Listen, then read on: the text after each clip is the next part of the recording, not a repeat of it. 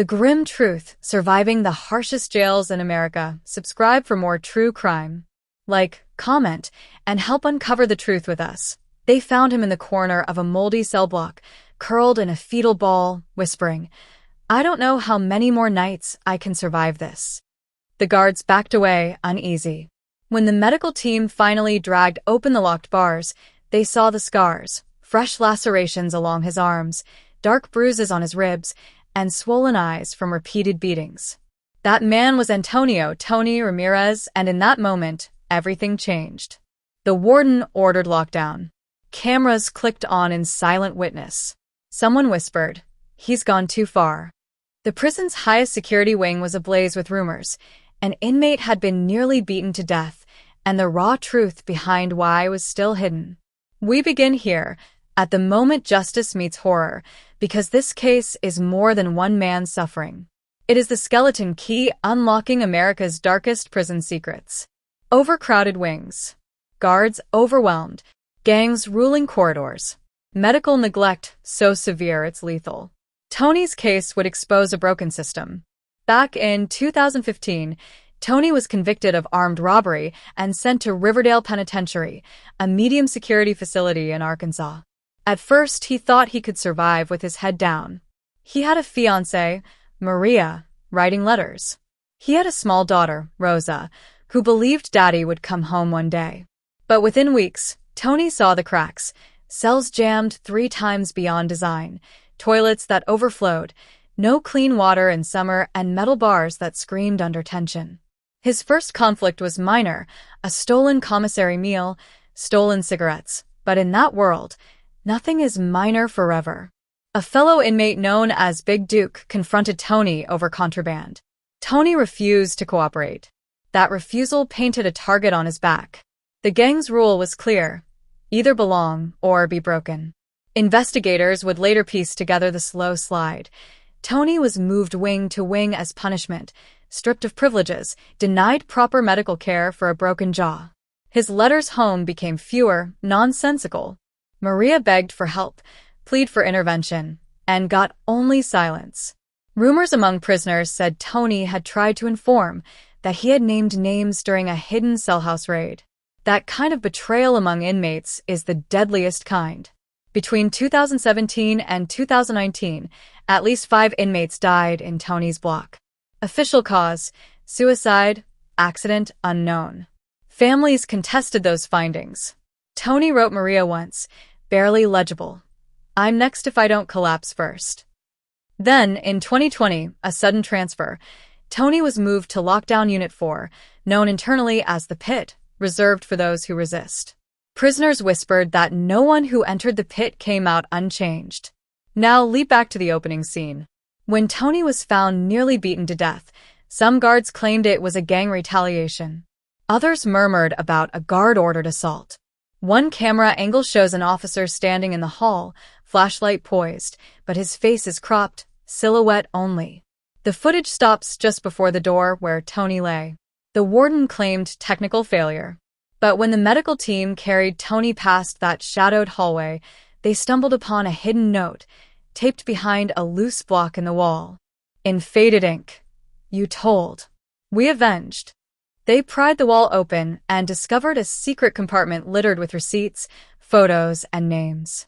The top of the list: Agent Marks, Officer Diego, Inmate Ghost. Suddenly, the beating of Tony wasn't random violence. It was retaliation. They knew exactly what he'd done. And as Tony drifted toward unconsciousness, one last whisper floated in the dark: "They're coming for Maria." When word spread that Tony Ramirez had survived the assault, the entire Riverdale Penitentiary went silent. Inmates who had once laughed loudly during mealtime now whispered in corners. Guards who strutted with authority kept their eyes low. Something inside that prison had cracked open, and everyone felt it. Detectives from the Arkansas Department of Corrections Internal Affairs arrived within days. Their mission was simple: find out who attacked Tony and why. But they quickly realized this was no isolated beating, it was a message. The hidden note, the missing footage, and the list of names found behind the wall pointed to a network operating deep inside the prison. A network that might involve guards themselves. Tony was transferred to a nearby hospital under armed watch. When investigators finally got to question him, his voice was barely audible. He claimed that the pit was more than solitary confinement. It was a punishment factory. Inmates were sent there not to rehabilitate, but to disappear. "They use it to keep order," Tony muttered. "If you talk, they bury you in that place until you're not human anymore." The lead investigator, Detective Hannah Cole, a veteran in corrections corruption cases, felt the weight of his words.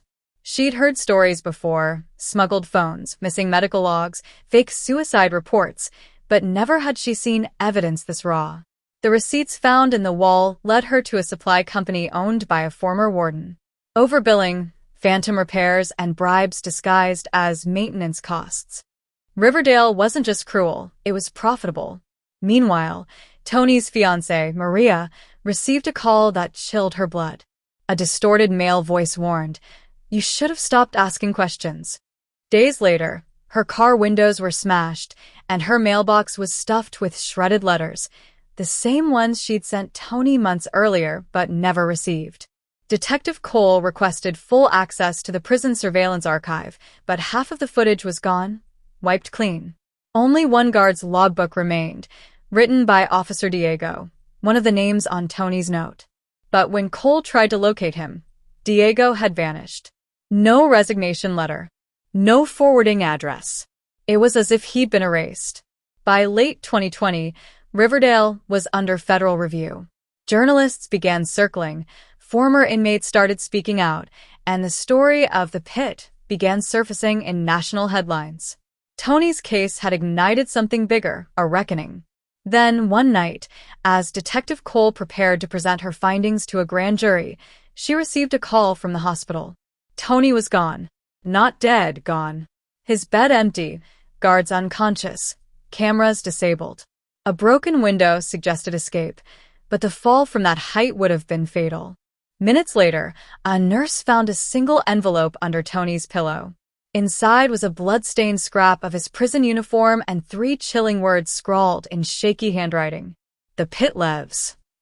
The escape, or disappearance, of Antonio Ramirez sent shockwaves through the justice system. How could a high-security inmate vanish from a hospital under 24-hour surveillance? The media called it an inside ghosting. Detective Hannah Cole called it what it was, a cover-up. Within hours, Riverdale Penitentiary went on full lockdown. Every file, every staff log, every inmate record was suddenly under review. But Cole noticed the pattern. Key witnesses, including guards who worked the pit, were being quietly reassigned or resigning without notice. Someone powerful was cleaning house. 2 weeks later, Cole received an unmarked USB drive in her office mailbox. No note, no return address. When she plugged it in, grainy footage filled the screen, time-stamped the night Tony disappeared. The video showed a group of masked men entering his hospital room. One had a tattoo, a serpent wrapped around a chain, the same emblem worn by Riverdale's internal security team. Another wore a badge that glinted just enough to catch one word. Warden. Tony hadn't escaped. He'd been taken. Cole contacted federal agents immediately. The footage triggered a deeper probe, and soon the Department of Justice stepped in. What they uncovered was staggering. Riverdale was one of several private prisons funneling millions through fake contracts, while systematically silencing inmates who complained. The pit wasn't an accident of poor oversight. It was a calculated operation to break whistleblowers before they could reach the outside world. But the danger wasn't over. One night, as Cole drove home, she noticed headlights in her rearview mirror. The car followed her for 10 miles, staying just close enough to remind her she was being watched.